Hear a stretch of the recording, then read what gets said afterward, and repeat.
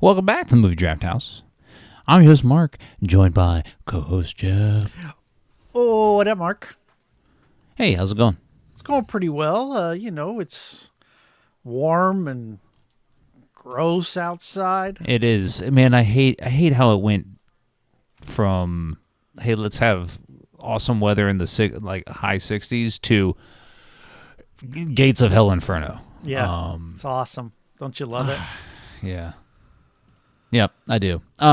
Jeff, you know what I do love is you telling the people. Oh. Yeah, I do love you. Oh, but I also love when you tell the people what the year-long theme is, and you run down all of the. You like it when I do it because you don't have to do it. I can do it this time. Do you want me to do it? I would love that actually, but I'm not going to allow it to happen. It's my role.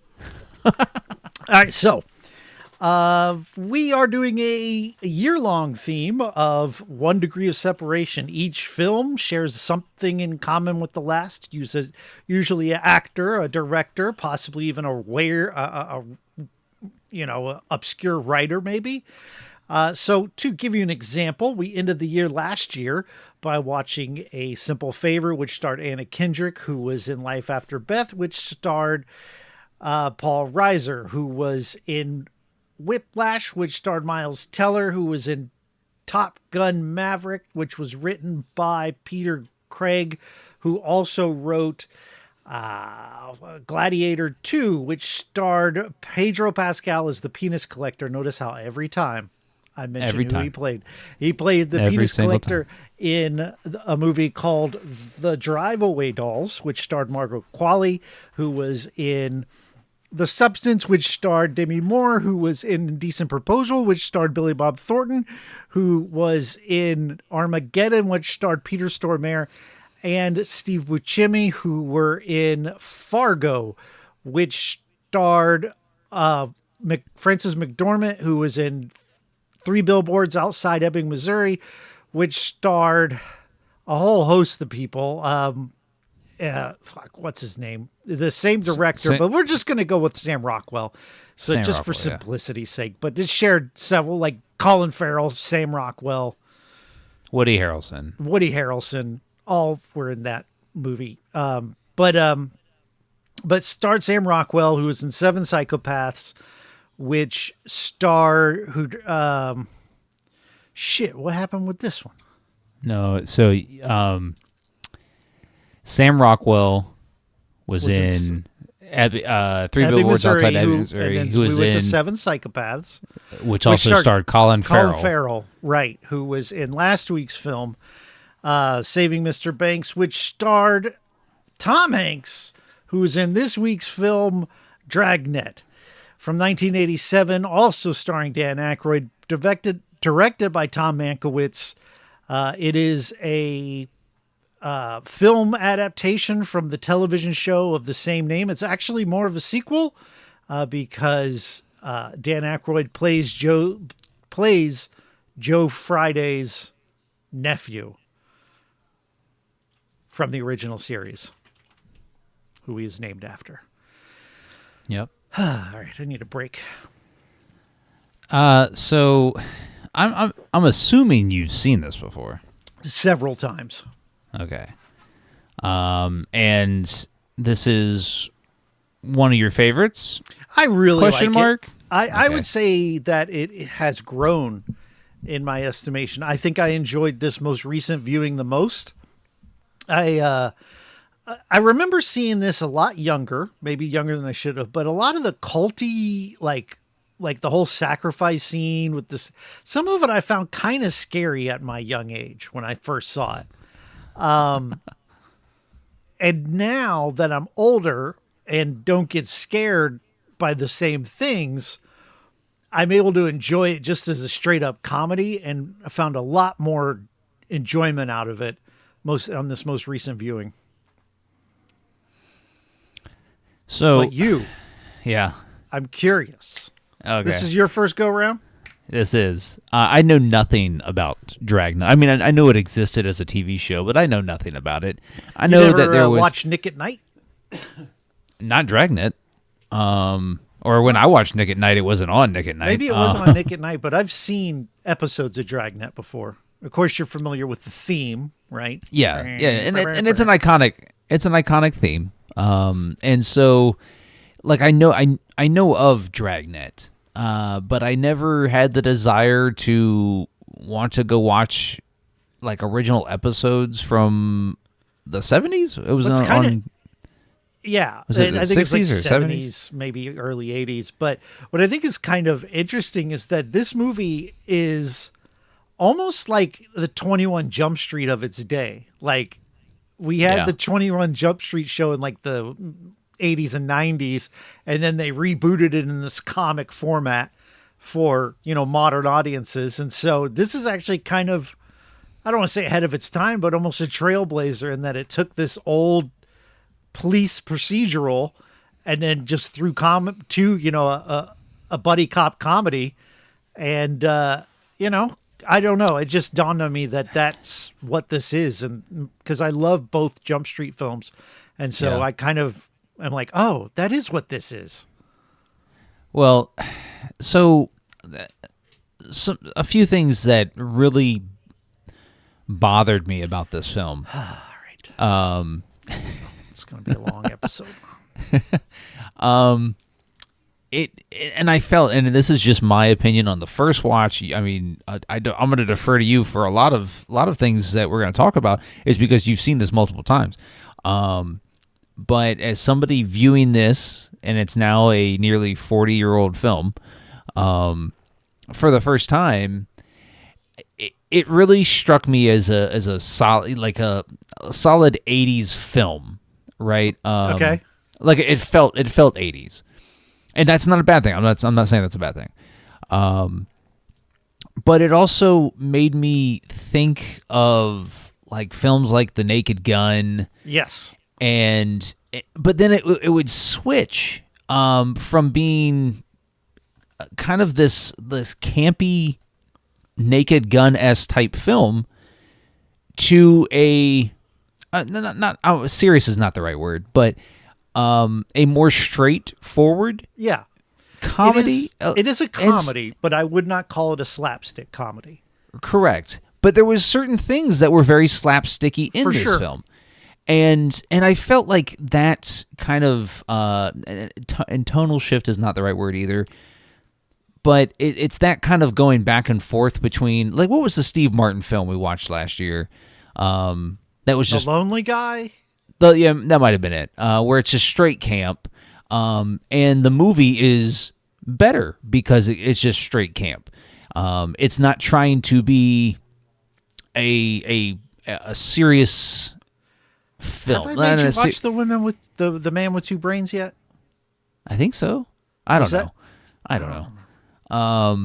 But I felt like we went back and forth between camp and kind of just kind of straightforward comedy that had this plot, and it's not a convoluted plot, but it's also not a very straightforward plot either.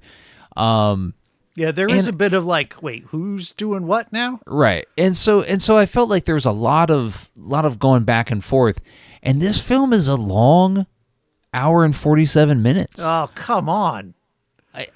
I would have been more on board with this film had it felt more brisk to me. This is why I don't pick my favorite movies that often. I don't know why you could not see this coming. I know.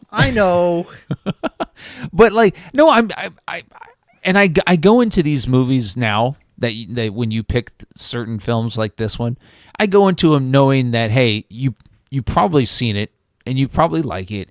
And so I go into it with an open mind. I don't immediately watch it with this like scowl on my face because I'm having to sit for an hour and 47 minutes. I don't know if that's true. I mean, it is. But like, it was the inconsistency of the comedy to me. That's why I didn't maybe find as much enjoyment in this film as you did. But also, I think you're probably a Dan Akroyd fan. Yeah. And I'm not. So that, like, I get that he was playing his character, the way this is I classic guess, Dan Akroyd though. This is like his shtick, the fast talking, factual. He doesn't stumble over his words. It's like his shtick he's been doing on SNL, for a long time at that point. I think he'd probably off an SNL maybe by now, but the whole thing of like, code 45, parcel one, blah, blah, blah, and he just rumbles off the stuff. It's just kind of his classic shtick. And then it is a classic buddy cop movie in that I think this is post Lethal Weapon. And so it is the whole hard ass with the, rogue loose cannon sort of thing. Sure. Right? But it kind of turns it upside down a little bit. I really enjoyed Tom Hanks in this film. He's really funny. He's really funny. It almost is like I think this is that he's more of a dramatic actor now, but some of his early works, he's really funny. And I think this is one of my favorite like comedic Tom Hanks performance. I don't think I've seen another Tom Hanks comedic performance like this one. Like, I mean, you think of Big, and I like Big, but it's not as like right. He's not not as funny. doing the punchlines as much. Right. Correct. But like Tom Hanks is, and honestly, Tom Hanks's early career is kind of a blind spot for me. Yeah, I've seen Big. This is probably the earliest Tom Hanks movie you've seen, because there's no way you've seen The Money Pit. Bachelor Party, maybe because it's famous, but I doubt I haven't seen it. No, I haven't seen it. I think like, probably Big and Philadelphia are probably, in this one, are now the three earliest Tom Hanks films. The Burbs is fun. Turner and Hooch is good. I've seen Turner and Hooch. Yeah. But I really enjoyed Tom Hanks' performance because he's just kind of he's not so much a goofball. He's just kind of aloof. And he plays off of Dan Akroyd really well, because Dan Akroyd is that straight-laced guy, and so he's able to get a lot of these sarcastic shots in that they are so good as a buddy cop to me. I really love them together in this. I very much enjoyed their dialogue. I enjoyed just how different the two characters are, and that's a testament to the film and the actors and all that. I just kind of towards the end of the film, I just kind of wanted to watch a movie of Tom Hanks's character. And I get but you get that for a brief moment, and it's probably my least favorite part of the movie is when Dan Akroyd gets abducted and it's just Tom Hanks. I'm like, wow, this is no longer funny. It's missing that chemistry that they have together. And when they finally, save him, and then they go on their final pursuit of the bad guy, I'm like, okay, we're back. But really, to me, when they split up is when the movie kind of takes a dump a little bit. I think to me, Tom Hanks is the more interesting character. And so that's why I guess I gravitated while watching towards him, is because, I mean, me personally, I'm used to seeing Tom Hanks in a ton of dramatic stuff. Well, nowadays it's like all he does. Like you never see him in just a straight comedy anymore. It's like ever since Philadelphia, he doesn't do comedies. And it's an interesting, topic. I'm sure there's exceptions, but he definitely doesn't lead comedies. But it reminded Toy me. Story, like his performance here reminds me of when dramatic or comedic actors turn dramatic. Yeah. And we're talking, and some of them with more success than others. But like you take Ben Stiller, who is a very good dramatic actor. He just does more comedies than dramatic stuff. Ben Stiller, yeah. Jim Carrey is another one. I never felt like Ben Stiller was a dramatic actor. I don't know if I'd classify him as a dramatic actor, but he's good in those roles when he decides to do them. Oh, I don't know that I've seen any. Maybe that's the problem. I mean, they're fewer and far between with Ben Stiller. I can really only name like comedies with him, but like you mentioned Jim Carrey, I can talk about a couple Jim Carrey,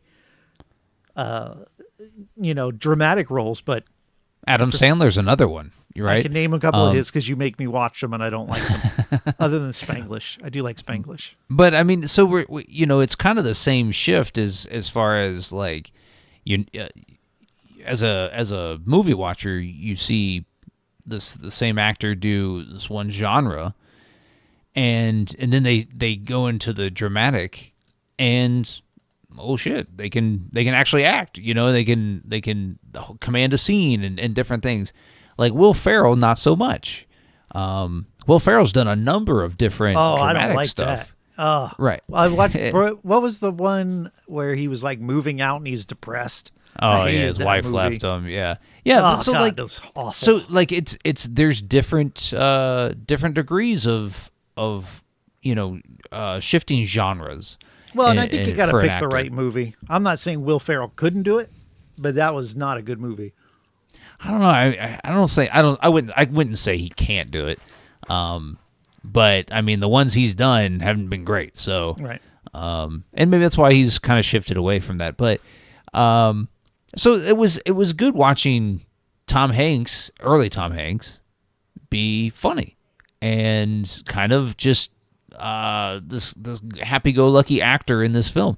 I really enjoyed Dan Akroyd and Tom Hanks's, playing off of each other, and then I enjoyed the representation of the character because that's what it did call for. And you're right, it is a buddy cop movie, and you do have to have two different types of personality and characters for it to actually work, I think. So aside from that stuff that I didn't like, I did enjoy, seeing this like 80s vibe throughout the film. And I mean, it starts with like their car there's this bit, their car keeps getting stolen. I love it. The first time it happened. They keep going back to the department and going, "Hey, a car got stolen. I need a new one." And they progressively give them a worse car every time, but it becomes brand new. Like they were given a 1987 Yugo, as their final car. And so like some people listening to this may have never heard of a Yugo, but they're a very short-lived, popular vehicle, and but in the 80s.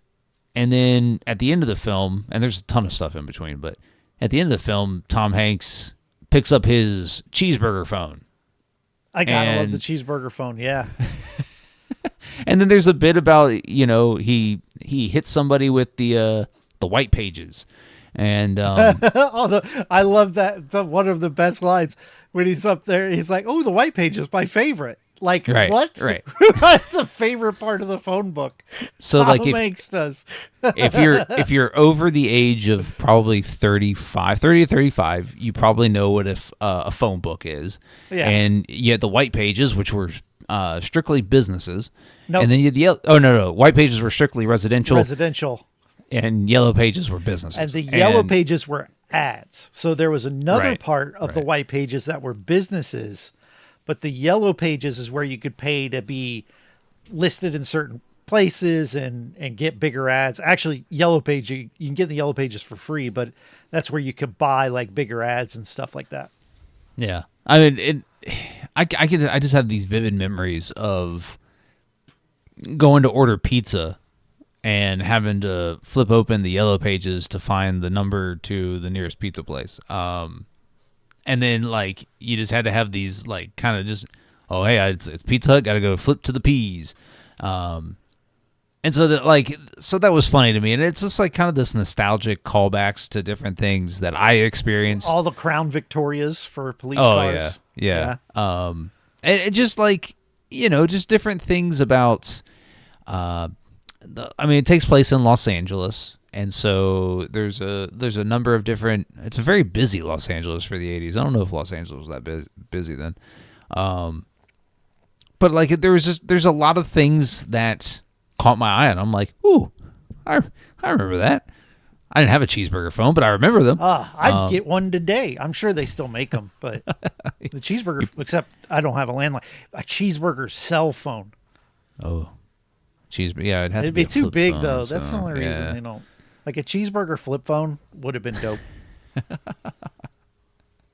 So, Christopher Plummer plays the bad guy. I here. love his, like, when he does his little jokes, where he's like, I can't remember them, but he does like little church jokes because, he's this reverend or whatever. And he does his little giddy laugh. I thought he was so fun. And those moments are like my favorite parts. Yeah, and probably the best scene in the entire movie is when they go to the pagan festival or whatever they're doing. I love that. Yeah. And they have to dress in like lamb chaps, or I don't. They're like goat chaps. Yeah. And then some guy walks up to him with the pagan mask on. And he's like, "Hey, some drugs before we get started," and Tom Hanks grabs a handful, puts them in his pocket. Yeah, sure, why not? And then Dan Aykroyd's like, "Oh no, I had a big lunch." There's little stupid, corny jokes like that. They're very 80s. But like the best scene is when they're trying to fit in by dancing with them, and then when they're showing the captain. The dance we did. Right. Yeah, man, that's so fun. And he goes to pull out a piece of paper, and he pulls out all the pills with him, and they all go over. So, correct me if I'm wrong, but that guy that was the captain, he was the original actor in the original Dragnet, right? I believe so. I think he was Friday, he was Friday's partner. Oh, okay. Because I knew of that guy, and I don't know how, but I went and looked at the IMDb cast, and I was like, oh, that guy, and his last name's Webb, I think. I know Harry Morgan. Oh, who was I thinking of? Oh, fucking got me, bro. But anyways, it's just, I'm looking at the wrong fucking movie. Anyways, looking at the movie that's kind of like I did last week, but I didn't give it away. But no, I like Christopher Plummer. I didn't so much like the Dan Aykroyd. In the original run between the 67 and 70, so shows a whole hell of a lot older than I guessed. Yeah, right. At least it was in color. Ahead of its time. But I didn't so much like Dan Aykroyd's love interest in the film. No, I just thought that she was work. And I hate 80s haircuts, man. Like, yeah, it makes me think of my grandma all the time. Every time I see an 80s haircut, I'm like, oh, my grandmother had that haircut. But like, it's just very another good scene was when Tom Hanks shows up at Dan Aykroyd's house, where he's escorting his grandmother to dinner. Yep. And they show up, and they go, and like he just invites himself, to dinner, and then the scene inside the bathroom with Christopher Plummer. He's like, gotta go take a shit. And Dan Aykroyd gives this like that was one of his jokes. Speech. I've got to go answer the second highest calling. It's so good. Damn it, Mark. I don't understand. Like, we've talked about this numerous times on the podcast. These type of films aren't for me. Yeah, they're just not. They're not. They're not made for me. I when I watch them, I don't get the same type of enjoyment, and it doesn't mean they're not good films. This movie is probably not the movie, but the show is iconic, and so iconic that it got a movie based off of it. 15, 20 years after the fact, and to this day is regarded very highly in film comedy circles. And so like these type of films just aren't for me. I don't get the same type of enjoyment, but I can objectively talk about the things inside the movies and tell you what I liked and I didn't like. Yeah. So it's just like I did. A few more things that I did enjoy is I enjoyed the LAPD modified tank.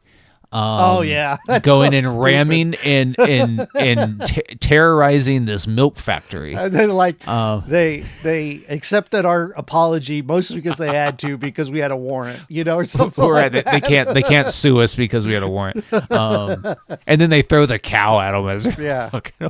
But and then it was right next door is actually the place that they were trying to go. And then I enjoyed at the end of the movie, Dan Akroyd showing up in a LAPD F-16 or whatever the fuck it was. Like the LAPD have an F-16. Like, why would any city need that? Because right. as soon as you take off, you're out of the city already. Like, right. Your jurisdiction's over. Well, I remember when Christopher Plummer and the woman are leaving on the jet, and I was like, well, where's this gonna go?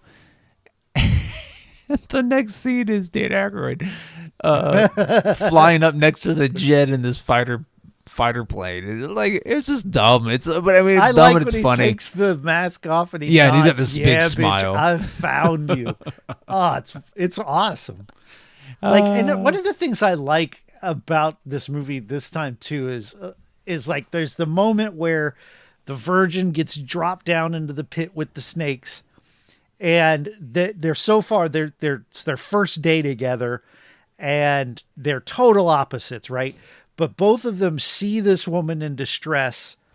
They both look at each other, and Tom Hanks goes, "Can you swim?" And Dan Aykroyd's like, 1987 All-American or whatever. And then they run back and they just, no questions asked, they're going to jump in and be heroes. That sort of stuff I love.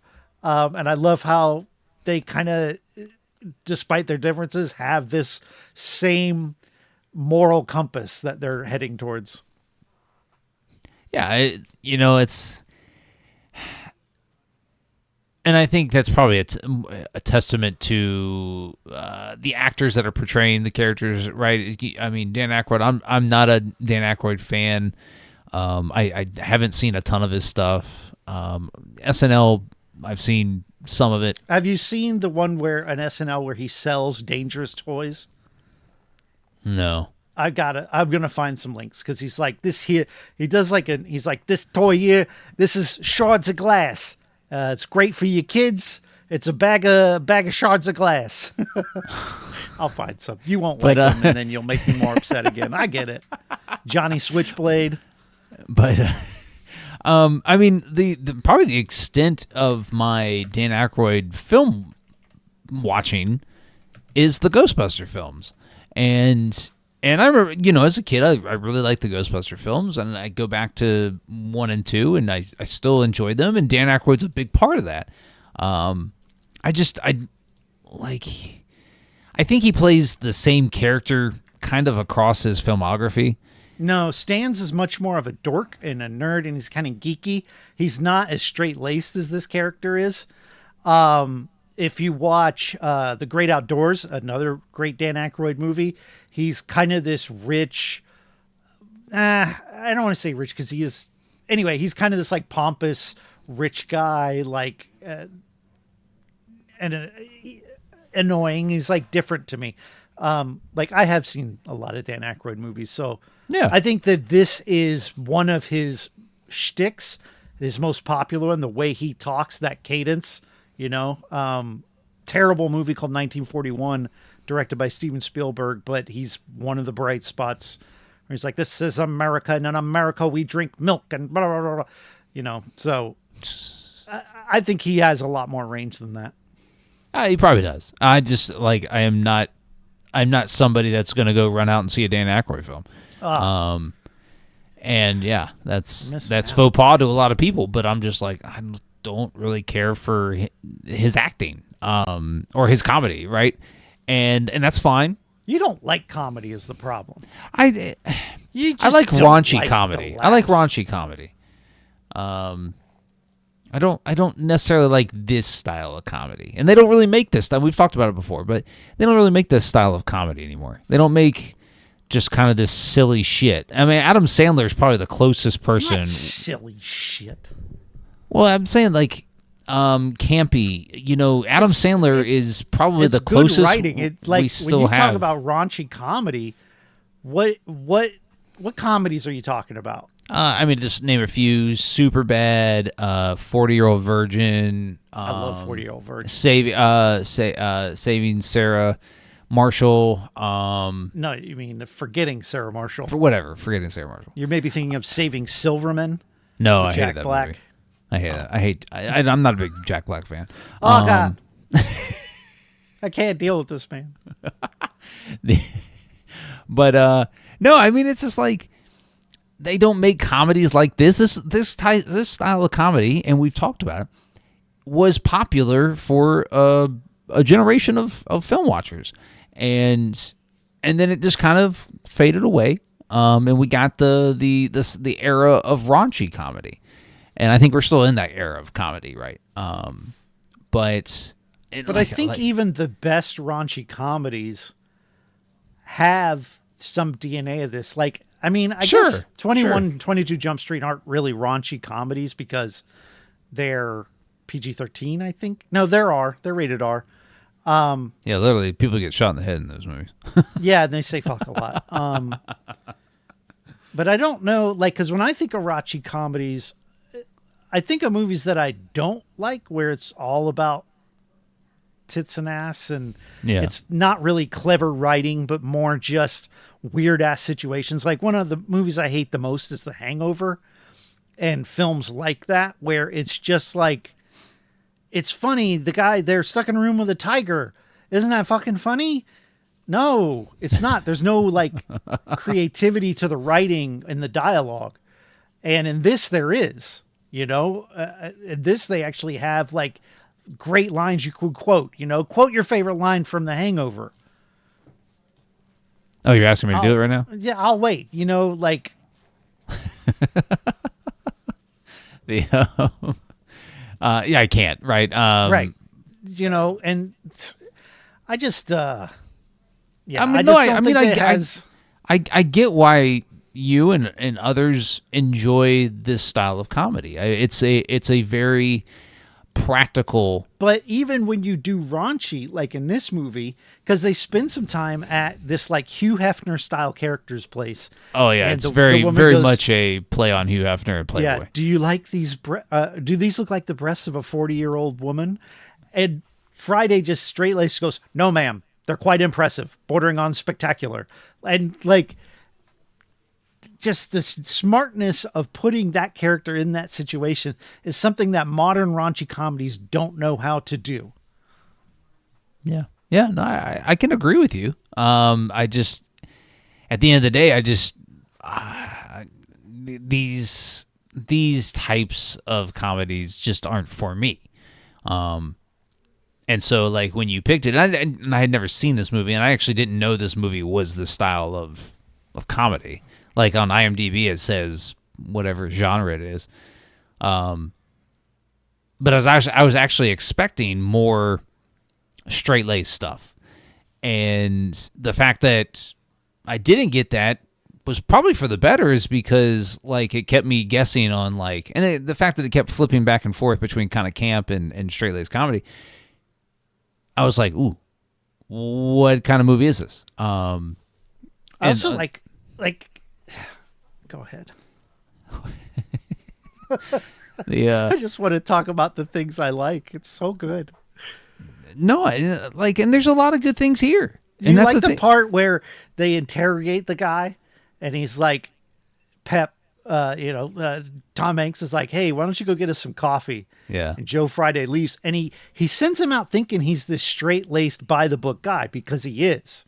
But then that's when he goes, after he leaves, he looks at the guys interrogating. "Well, it's just you and me, your balls, and this drawer." And then you hear the guy yell, and the straight-laced, by-the-book Joe Friday looks shocked for a second and then smiles, right? And it's those kind of character moments where this guy is by the book, but now he's like really appreciating Pep not being by the book. And I love this movie, and I think I like it even more now than I did before. Well, that's good. That's good. I mean, and honestly, that's why Although movies are they great. do violate that man's rights. He asks for an attorney, and they slam his balls in a drawer. So there's a lot of things that we don't have enough time to go into the police corner today. It's because there's a lot of things that this movie does not get right.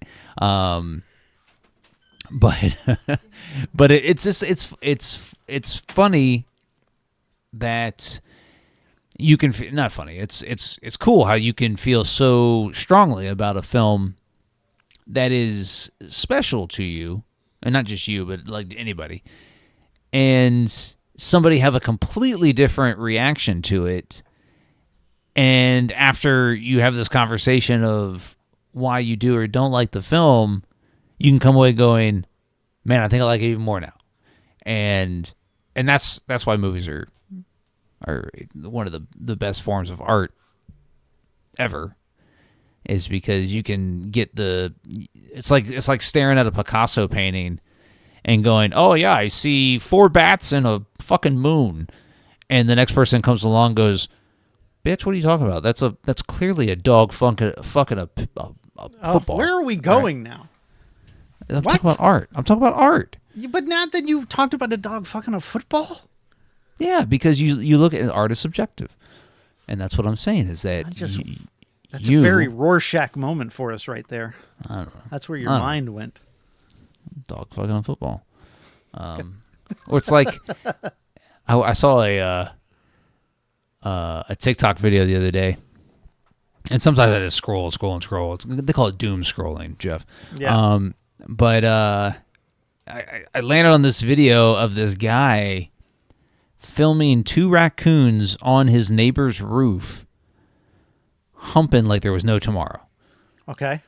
And it was set to the what's her face's song, "In the Arms of an Angel." Oh yeah. Sarah McLachlan. Sarah McLachlan. And it was objectively hilarious. And I don't actually know why I just told you that, but anyways, Jeff, do you recommend this one? Hell yeah, I love it. I kind of got, as you could tell, become one of those movies that is raised in my estimation now that I've watched it again. Like I said, there is a bit of a small lull when the duo gets split up, kind of takes the whole comedic nature out of it, but they get back together, and I love it. I'll be watching it again and again. How about you, Mark? No, I'm not going to recommend it. What a fucking surprise. I don't think it's bad. This is why I've been holding back and picking these movies, because I know there's certain movies that, like, I had actually debated on picking Scott Pilgrim vs. the World because it's one of my favorite movies, but I just know. I already know. Have you seen Scott Pilgrim vs. the World? I have. It's been a long time. Did you like it? I don't remember not liking it. So I would say probably. Okay, no. See, I just can't. There's like, I don't like, what's his face, Michael. I don't like Michael Cera. It's such a good role for him. Michael Cera's great. I don't. And some things, yes, like Juno. Here's the guy. Juno's one of my favorite movies. You fucking love Superbad? Yeah, but he's not the reason I love Superbad. He's really funny. He's really good. Jonah Hill is the reason I love Superbad. Emma Stone is the reason Jonah Hill so annoying in that movie. Mostly the character. I love Jonah Hill. Again, the Jump Street movies, some of my favorites, but yeah. No, it's I just don't. Michael Cera's not for me. But Juno is like the rare. Film. Yes, I love Juno, and I thought he was very good, and that is because he's like, I don't know, he's more wholesome. Do you prefer? I don't know. Do you prefer Michael Cera or Jesse Eisenberg? Oh God. Are we just going off basic talent of acting, or? There's 2 movies that have come out. Okay. They're essentially the same script, same director, same everything. Yeah. They've just swapped the lead actors. Eisenberg. 1 stars Michael Cera, 1 stars Eisenberg, and you got to go watch one of these movies. Yep. Yeah, I'm gonna go with the Eisenberg. He just really, yeah, no, and it's only really? and let me explain. It's only because he has a way of delivering dialogue that is entertaining to me. Michael Cera on team Michael Cera here. I think Michael Cera's way the fuck better. Jesse Eisenberg just got nominated for an Academy Award. Okay, whoopty fucking doopty. Don't care. So I'm not going to recommend it, but I did not dislike the film. Yeah, but I'm curious as I've given you a film with not too many options, but sometimes having a smaller pool to pick from can really help you find some hidden gems, maybe. Well, so I'm interested to see on what we're watching next. So I had 2 films, 2 different actors. One was obviously Dan Akroyd. The other was Christopher Plummer.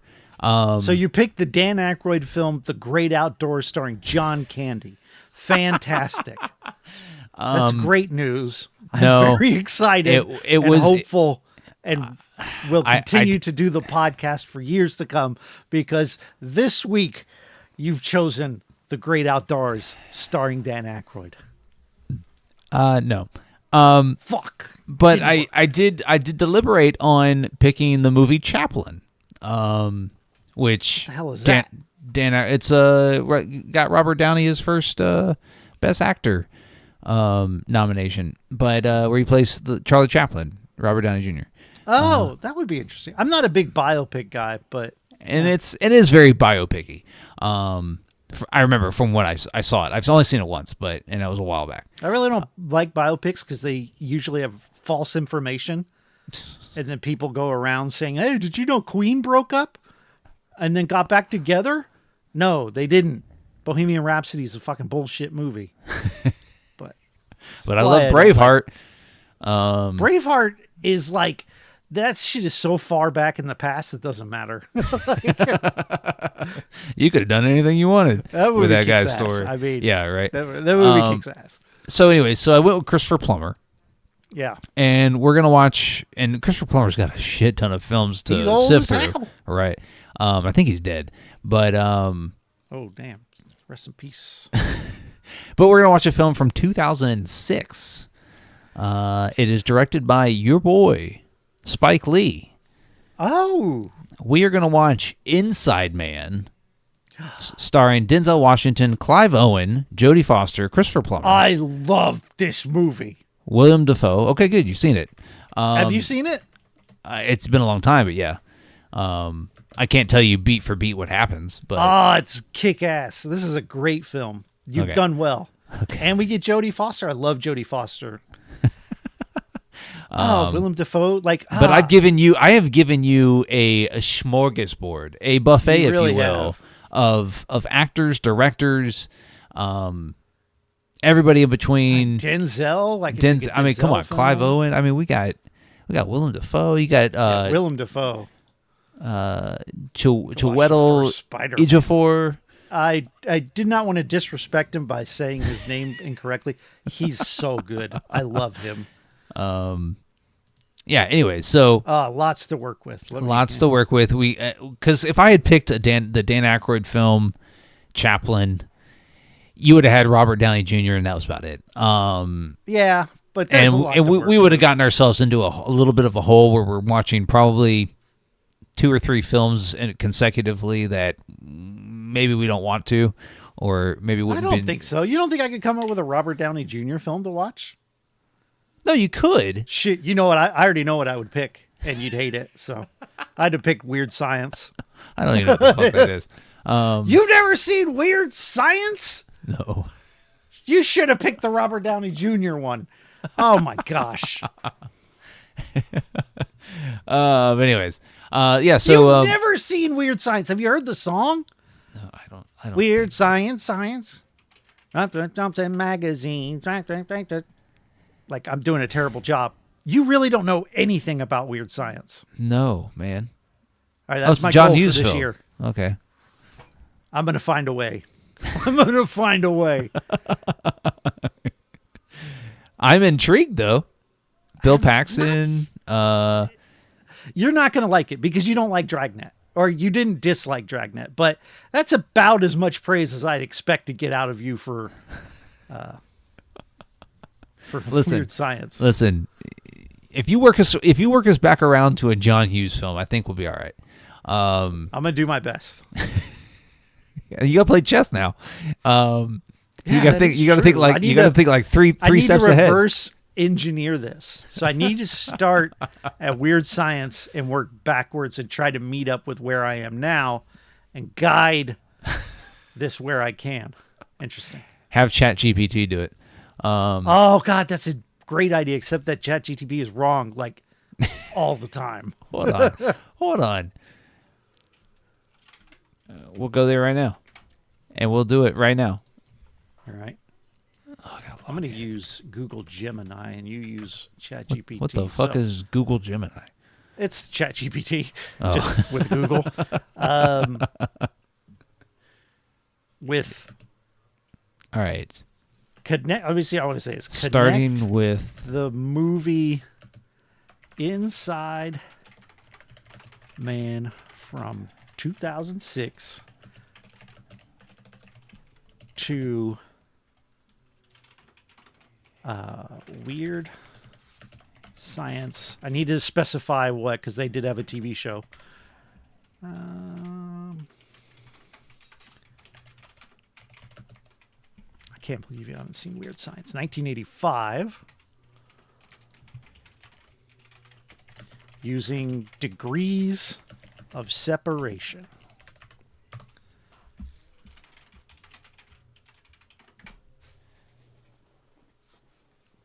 Oh, ChatGPT just told me that's a fun challenge. Yeah, it says it's fun to explore degrees of separation, and it does it in 3. It's like it says Weird Science stars Michael Anthony Hall. Holy shit! It did it. It did it. Yeah, and Robert Downey Jr. both starred in Johnny Be Good, which it doesn't even need that extra. Okay, yeah, and then Robert Downey Jr. to Denzel Washington in Sherlock Holmes. And then Denzel Washington. So I just need to pick Sherlock Holmes. But you'll see it coming. Let me see. Do it again. With different movies. See, mine. Oh, no. It's like doing whatever it wants. Mine gave me, all right, Robert Downey Jr. was in Weird Science in 1985. Andrew Keegan was in the Broken Hearts Club in 2000 with Robert Downey Jr. Larry Miller was in 10 Things I Hate About You with Andrew Keegan. Robert Loggia was in Necessary Roughness in 1991 with Larry Miller. Tom Hanks was in Big with Robert Loggia. Denzel Washington was in Philadelphia with Tom Hanks. And then Inside Man stars Denzel Washington. Interesting. So ChatGPT got us there in 7 films. My got us there in 2. Although, is it true like that Denzel? And I got to look at the thing because, like I said, they're wrong. Like it's wrong. Let me see. Connecting movies via actors. They said it was in Sherlock Holmes. Was he in that? Who, Denzel? Yeah. No, Denzel wasn't in Sherlock Holmes. Because that's what they said they were in. No, Robert Downey Jr. and Jude Law. It says Robert Downey Jr. and Denzel Washington both starred in the movie Sherlock Holmes from 2009. That's false. He's not immediately on this. So mine lied to me. I've seen that movie multiple times. Denzel Washington is nowhere in it. Let me correct it. On the Inside Man 1, I don't think Denzel was in Sherlock Holmes. This is why you can't trust, don't get medical advice from ChatGPT. Right. You're absolutely right. My apologies. I've had this thing. Okay, so here we go. Another one. Okay. So it says Anthony Michael Hall, And Robert Downey Jr. starred, and I don't know why it goes to Johnny Be Good, because it doesn't matter. Robert Downey Jr. and Don Cheadle were in multiple Marvel movies together, including Iron Man 2. Don Cheadle and Denzel were in Devil in a Blue Dress. And then Denzel. So let's check this.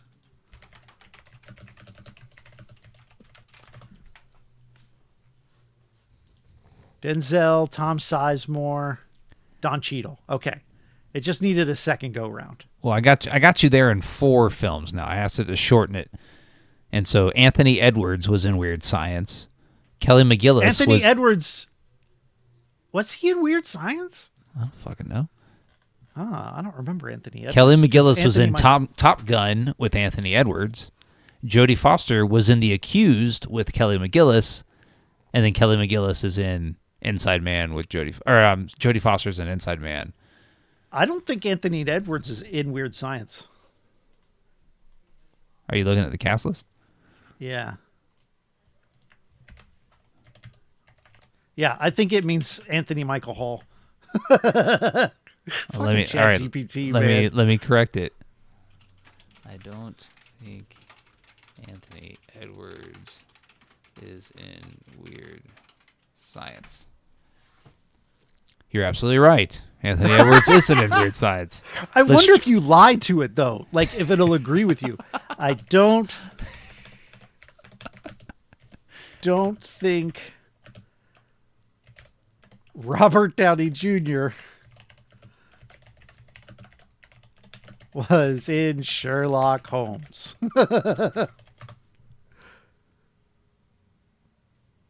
You are absolutely correct, and I apologize. Robert Downey Jr. Wait, it says he did, though. I don't know. Fucking ChatGPT. Anyways, so ChatGPT got me there in 3 films after I corrected it. John Pankow is in Weird Science. Willem Dafoe was in To Live and Die in L.A. with John Pankow, and then Willem Dafoe is in Inside Man. I'll be there in a second. Anyways, what you can do is you can hit the subscribe button when it pops up so you don't miss any future content right here on the channel. And if you want to follow the podcast on all your favorite social media platforms as we dive into the rabbit hole that ChatGPT is, you can follow us at Movie Draft House. We're on Twitter, TikTok, Instagram, right here on YouTube. So give us a like, follow, subscribe. And Jeff, tell them where they can find you. You can check out my other podcast called Chronologically, where we're looking at the films of Quentin Tarantino right now, and also All Things Being Sequel, where we're getting close to wrapping up our season on The Leprechaun. So definitely check those out. Nice. Jeff, any last words? I should have quotes up, but I don't have them. So no, I don't. See y'all next week.